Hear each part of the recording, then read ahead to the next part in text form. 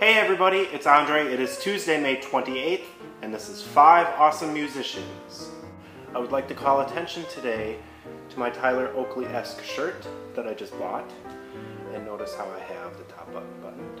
Unfortunately, since I don't have any hair, I can't quite wear the hat like he does, and I can never figure out what side he tilts it to over his perfectly coiffed hair. But at least I got the shirt. I think Emily is going to talk more about this in her video tomorrow, but I strongly encourage everybody to go out and buy, download, or Spotify Dogfight, the Pasek and Paul musical. In case you haven't noticed, I've become a little obsessed with it. I'm going to let Emily tell you all about it, but let me just say that the other night a few of us were at a friend's wedding reception. Emily and I left the reception, went inside to a quiet, secluded area, and listened to Dogfight. So that shows you my level of obsession. Also, I posted about that on Facebook, and Justin Paul liked my Facebook status. We're practically besties. As for an update to my summer reading list, I finished Joan Didion's Blue Nights yesterday, and there were a few passages in it that actually made me cry a little bit. Not necessarily because of the story or what she was talking about, but the beauty and eloquence of her writing and phrasing and the sentiment and ideas that she was trying to convey actually got me choked up. This is one of the quotes. "You have your wonderful memories," people said later, as if memories were solace. Memories are not. Memories are by definition of things past, things gone. Memories are the Westlake uniforms in the closet, the faded and cracked photographs, the invitations to the weddings of the people who are no longer married, the mass cards from the funerals of the people whose faces you no longer remember. Memories are what you no longer want to remember. Whoa. I'm slowly making my way through Infinite Jest. I am not making as much progress as I want to be. I'm about 40 pages into it at this point in time. I really like it, but it is a book that takes a lot of concentration to read. And there are certain points in the day where I want to read and my brain just cannot concentrate all that much, especially if I've been reading a lot of scholarly writing. Which leads me into my next topic. Last week I mentioned that I'm going to have a lot of readings to do over the summer for grad school and for my research. And I met last week with my advisor and we narrowed down to 3 topics that I'm going to be exploring this summer. And I'm further narrowing it down to 2 topics, both of which are really interesting to me, and the third topic is as well, but after spending the last week getting materials and reading some of these materials for 2 topics, the third one is just going to have to go by the wayside for right now. So the third topic that I was interested in was about what I termed the nostalgia musical, and how these musicals use the past for present gains or purposes.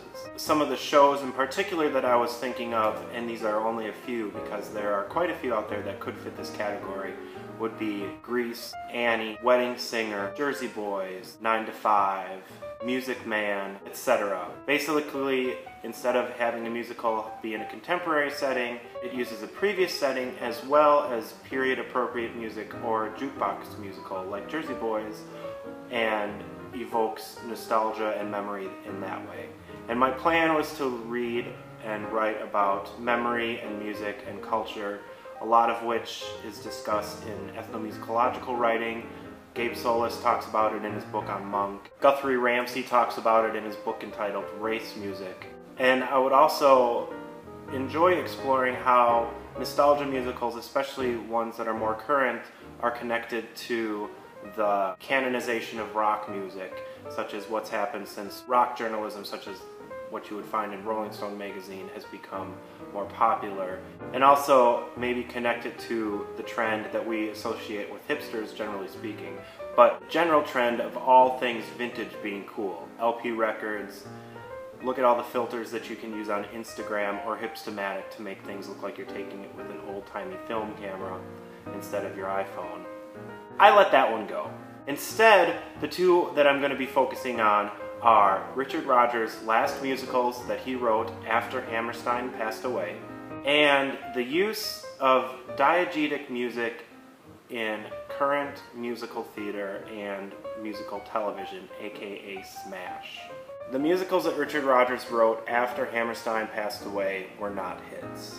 People probably can name Do I Hear a Waltz because of the Sondheim connection, who wrote the lyrics. People can probably then name No Strings, which, as you would see if you were looking at the score, does not have any string instruments in it. Also really interesting to note about No Strings is this note on the front page. It says, "The orchestral apparatus of No Strings is entirely different from that of the usual Broadway musical play. There is no orchestra in the pit. The conductor and orchestra are on stage completely concealed behind the scenery to the right of the audience." I think it's really interesting that in 1962, having the orchestra be on stage and not in the pit was unique and probably revolutionary, because look at all the shows nowadays that have the orchestra on stage. What I really want to find out about Richard Rodgers' last musicals is if there's any connection to the musicological idea of a composer's late style. The most obvious composer who musicologists have basically written about to death is Beethoven, with his three styles, early, middle, and late. And there have been clear musicological writings about not only his late style, but other composers' late styles. And I want to explore that and see if Richard Rodgers had a late style. I'm not exactly sure what I'm going to find, but that's one of the things I like about it. The other thing I want to read and write about this summer is diegetic music. I want to specifically focus on the musical Once and the TV show Smash. Film scholars basically use the term. Let me read you what Morris Holbrook writes about diegetic and non-diegetic music. Diegetic music in film, now, is produced within the film as a natural part of the narrative action denoted on screen. Non-diegetic music is produced externally by a source outside the film's denoted narrative action. Musical theater scholars have also taken over that term and modified it slightly to work for musical theater. As Scott McMillan writes, diegetic means numbers that are called for by the book. What that basically means is any backstage musical that has a song that is part of the musical that we are seeing be produced. Kiss Me Kate, Chorus Line, Showboat, Al Joey, Phantom of the Opera, White Christmas. Backstage musicals have songs that appear as part of the show that we are seeing produced by the characters on stage. They know it is being sung, they know it's part of the show. I always remember diegetic music starting with the D because Do, Re, Mi also starts with the D, and that is a very clear diegetic song. The actors know they are singing it, and the song itself is called for by the book. Where if we're going to continue with the Sound of Music example, in the movie, Something Good is a non-diegetic song. The characters do not technically know that they are singing a song, yet it is used to help propel action or character, plot, etc., etc. And what I would really like to explore, particularly with Once and Smash, is ambi-diegetic music that blurs the line between diegetic music and non-diegetic music. So those are the two big research goals that I have for the summer. If any of you out there steal them, I'm going to cut a beat. Alright, I can tell this is going to be a long video already because I'm looking at the counter in the corner, and even though there's stuff I have to edit out, it is going to be long, so I'm going to wrap things up with that today. I hope you all had a great Memorial Day weekend. I hope that Emily does not show any of the videos that we took at the wedding reception this last weekend.